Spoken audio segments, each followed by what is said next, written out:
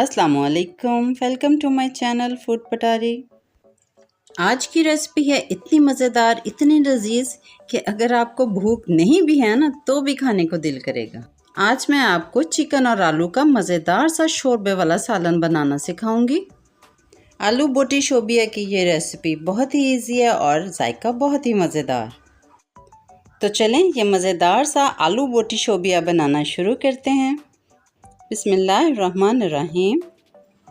Half के जी chicken और half के जी आलू का सालन तैयार करने के लिए पहले उसका मसाला तैयार कर लेते हैं। इसके लिए मैंने 1 टीस्पून नमक और 1 टीस्पून मिर्चों के साथ लिया है हाफ़ टीस्पून हल्दी पाउडर। इसके अलावा इस मसाले को खुशबूदार और मज़ेदार बनाने के लिए 1 टेबलस्पून खुश्क धनिया पाउडर लिया और इसके साथ हाफ़ टी स्पून ज़ीरा पाउडर लेकर मसाले मैंने कंप्लीट कर लिए। बाकी मसाले हम बाद में इसमें शामिल करेंगे। अब कुकिंग स्टार्ट करते हैं।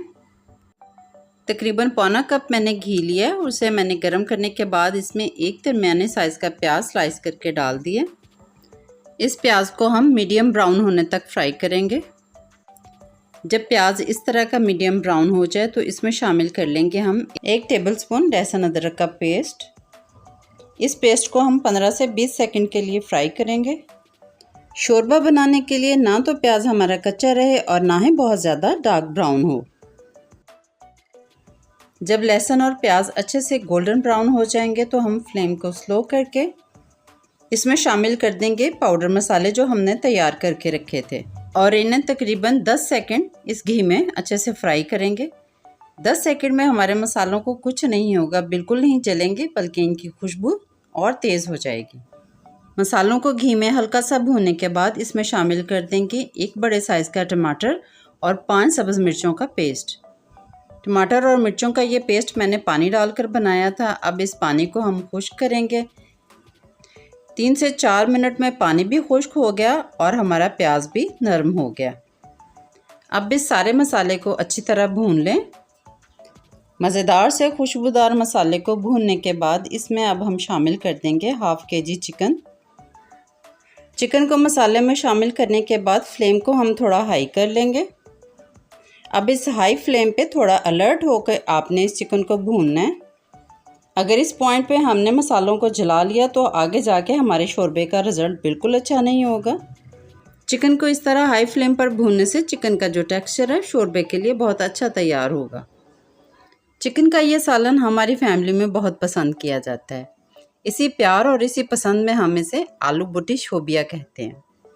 चिकन की भुनाई कंप्लीट हो गई है और प्याज भी मसाले में घुल मिल गया है।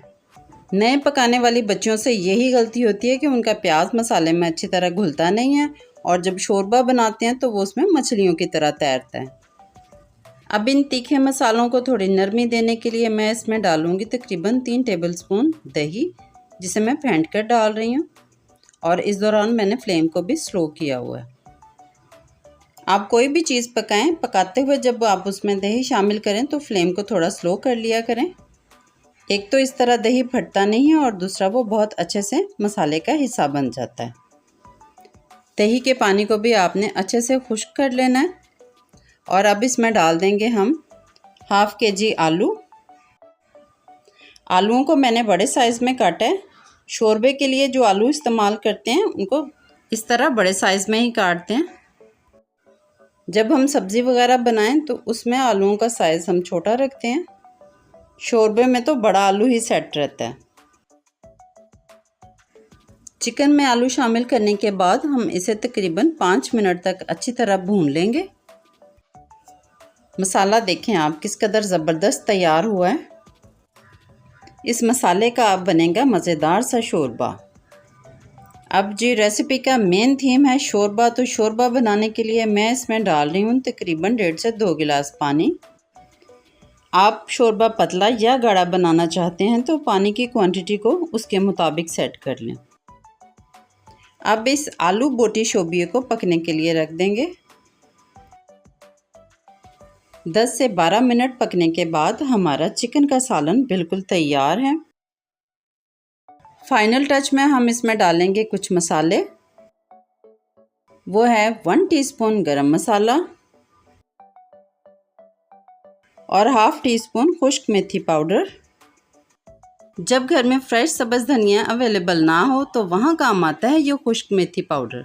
दोनों मसालों को डालने के बाद 2 से 3 मिनट इसे दम पे रखा है और ये हमारा सालन बिल्कुल तैयार हो गया।